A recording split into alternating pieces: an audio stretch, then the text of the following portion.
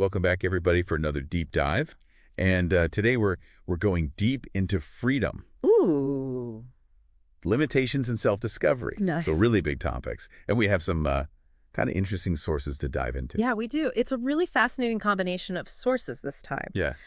We have some channeled messages from the Arcturian Council in Kryon. Right. And then we also have an audiobook and a video about finding true happiness and freedom. Yeah, so it's kind of a mix of spiritual, like cosmic wisdom, right, and then practical self-help. Exactly. Yeah, so let's see where this takes us. Yeah, it's going to be interesting to see what connections we find. I think so. Between all these different sources. Yeah, for sure. So why don't we start with the Arcturians? Okay, sounds good. Now, for anyone who's not familiar with who they are, it's my understanding that they're a group of non-physical beings. Right. That communicate through channelers. Yes. And they have a very interesting perspective on why we experience limitations in the first place. Yeah, it's a pretty unique take on it, I think. It is.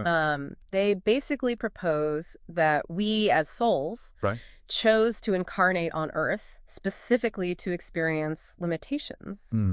They're suggesting that it's not a punishment. Okay. But rather a deliberate choice we made. Wow. To help accelerate our growth and evolution.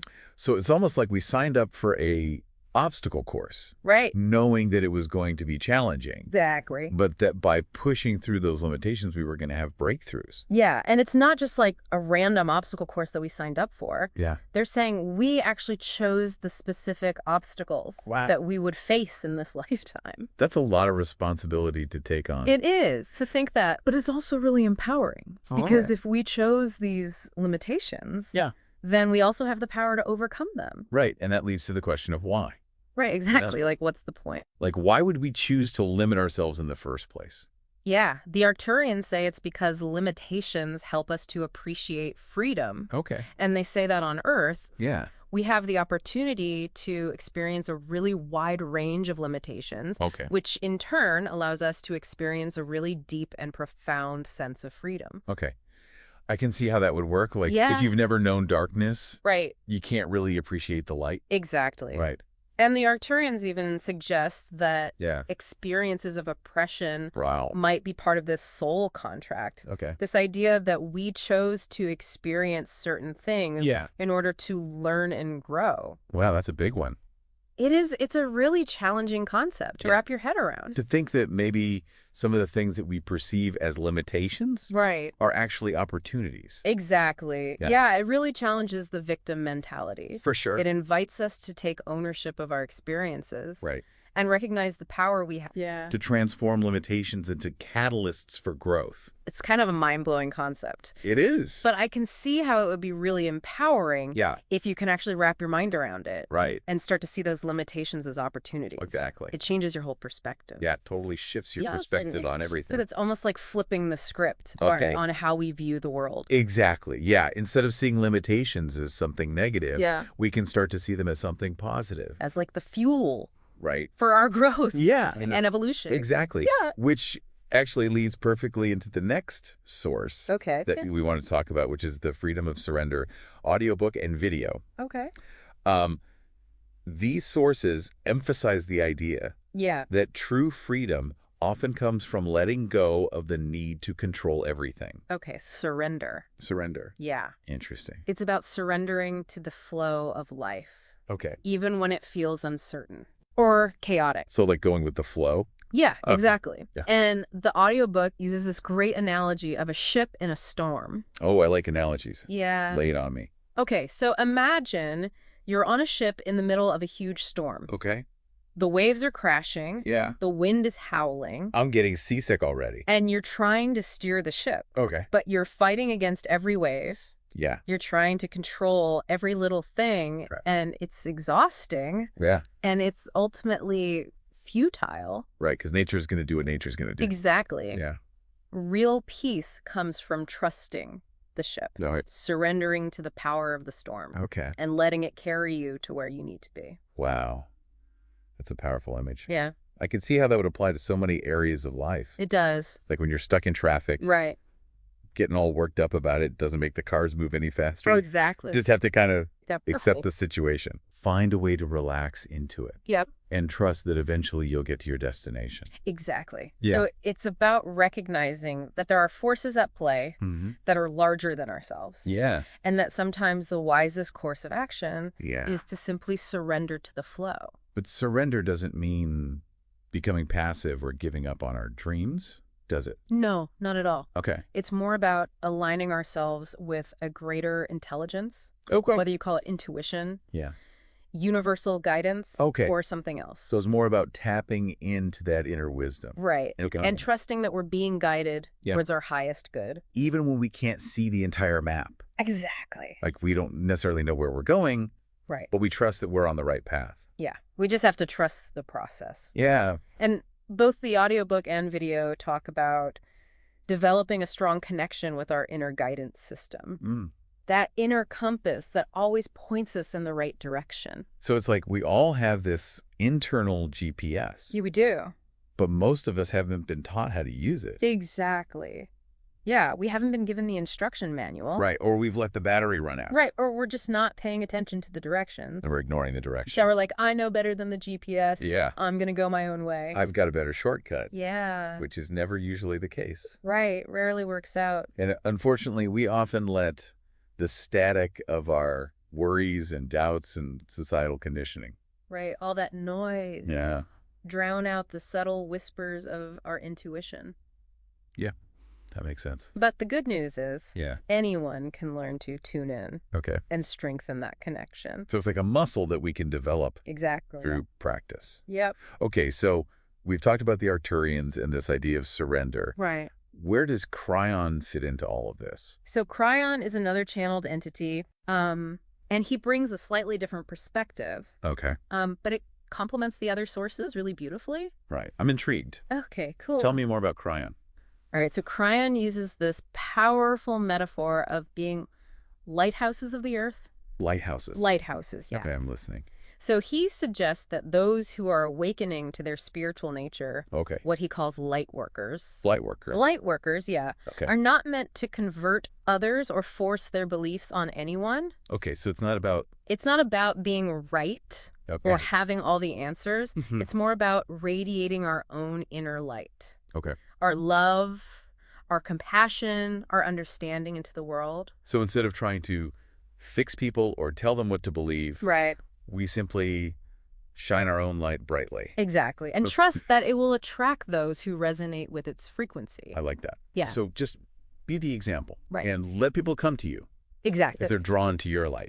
Yeah. And Kryon emphasizes that this kind of radiant love is incredibly powerful, especially in a world that can often feel dark and chaotic. Absolutely. And what's really encouraging is that he observes a growing number of people, especially younger generations, who are drawn to this message of light and love. That's hopeful. It is, yeah, it's really hopeful. Makes you wonder, though, how do we balance this idea of being a lighthouse with the need to address the very real issues and injustices that exist in the world? Right. Can we truly create change through simply radiating love, or does it require more active forms of engagement? Like, how do we reconcile those two things? That's a really important question, and one that gets to the heart of how we integrate these spiritual principles into our daily lives. For sure. A big question.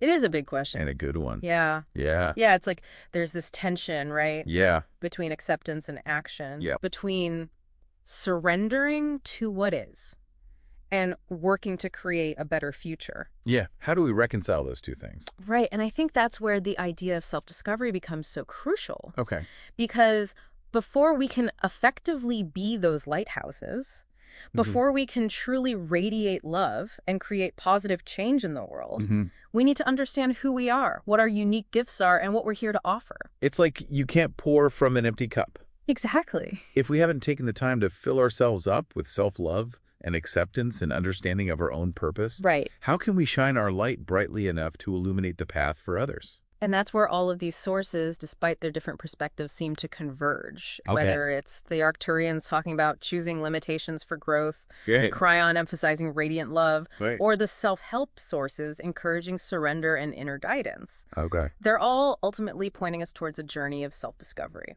So it's about peeling back the layers of conditioning, the limiting beliefs, the fears and doubts that keep us playing small, and uncovering the authentic, radiant beings we truly are. Exactly. And as we do that, as we shed those self-imposed limitations, we naturally start to radiate that inner light outwards. Okay. It becomes less about conscious effort and more about simply being who we are, expressing our unique gifts and talents, and sharing our love and compassion with the world. So it's not about forcing ourselves to be something we're not. Right. We're trying to fit into some predefined mold of what a light worker should look like. Not at all. It's about embracing our imperfections, our quirks, our unique perspectives, and recognizing that those are often our greatest strengths. And trusting that as we do that, as we step into our authentic selves, we'll naturally attract the people and opportunities that are aligned with our purpose. Exactly. It's about letting go of the need to control the outcome. And trusting that the universe will conspire to support us on our journey.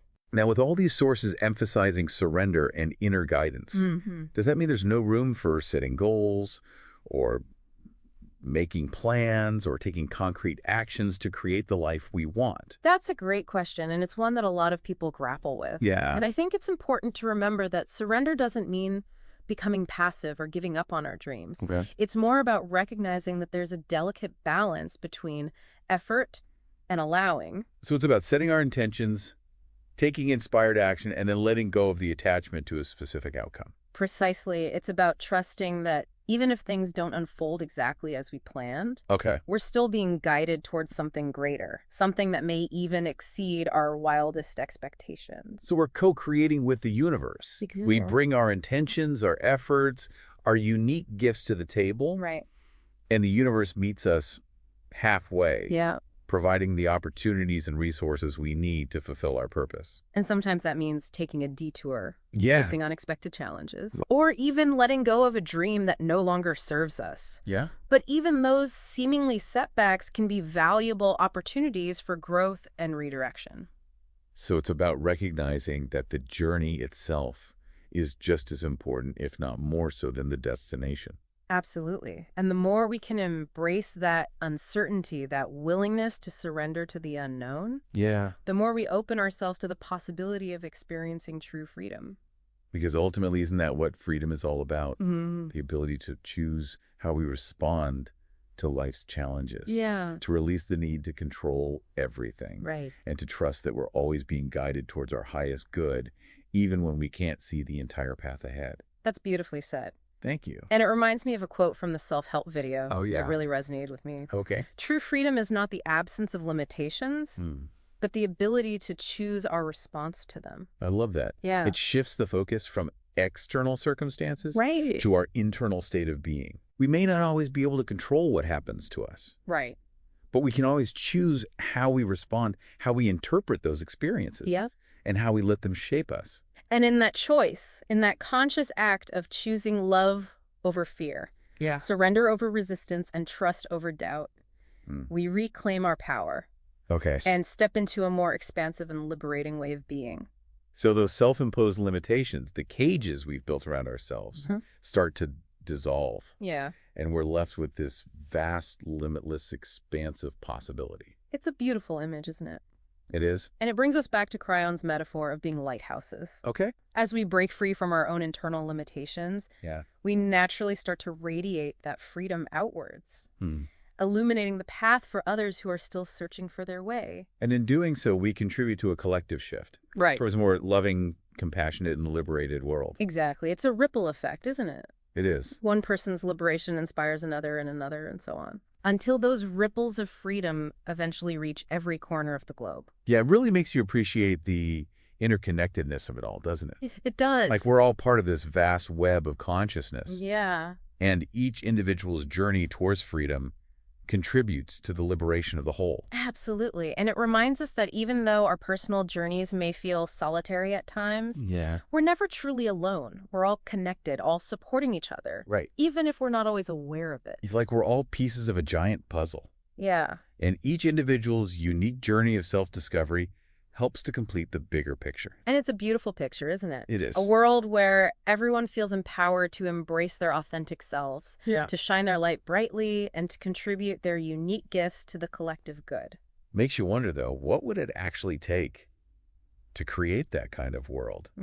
Is it even possible, given the complexities and challenges we face as a global society? Well, I think the sources we've explored today offer some valuable clues. Okay. The Arcturian's perspective suggests that perhaps we chose these challenges on a soul level to help us evolve. Maybe these seemingly insurmountable obstacles are actually the perfect catalysts for growth, forcing us to dig deep, tap into our resilience, and find creative solutions that we never even knew were possible. Like those limitations, those seemingly impossible situations are actually pushing us towards a breakthrough. Towards a new way of being that's more aligned with love, compassion, and understanding. Exactly. And Kryon's message reminds us that the most powerful tool we have for creating change is love. Love. Not the sentimental, romanticized kind of love, but the fierce, unwavering love that recognizes the inherent worth and dignity of every being. Regardless of their beliefs, behaviors, or circumstances. It's the kind of love that allows us to hold space for differences, to engage in challenging conversations with compassion and understanding, and to work towards solutions that benefit the collective good even when it's difficult. And it's the kind of love that requires us to first cultivate that love within ourselves.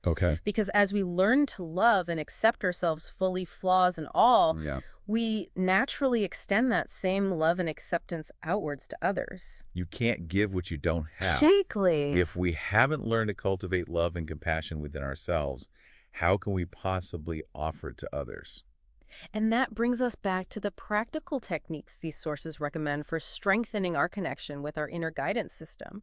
Because as we learn to quiet the mind, connect with our hearts, and tap into the wisdom of our intuition, we gain access to an infinite well of love, compassion, and creative potential. And from that place, from that space of inner alignment and connection, we can start to create real and lasting change in the world, both individually and collectively. It's not about waiting for someone else to fix the problems or hoping that things will magically get better on their own. It's about recognizing that we each have a role to play, a unique contribution to make, and that even the smallest acts of love and kindness can have a ripple effect that extends far beyond our immediate sphere of influence. So it's not about grand gestures or becoming some kind of superhero. It's about showing up every day in our own unique way and doing what we can to make the world a little bit brighter, a little bit kinder, a little bit more loving. Exactly. Whether it's offering a smile to a stranger, lending a listening ear to a friend in need, volunteering our time to a cause we believe in,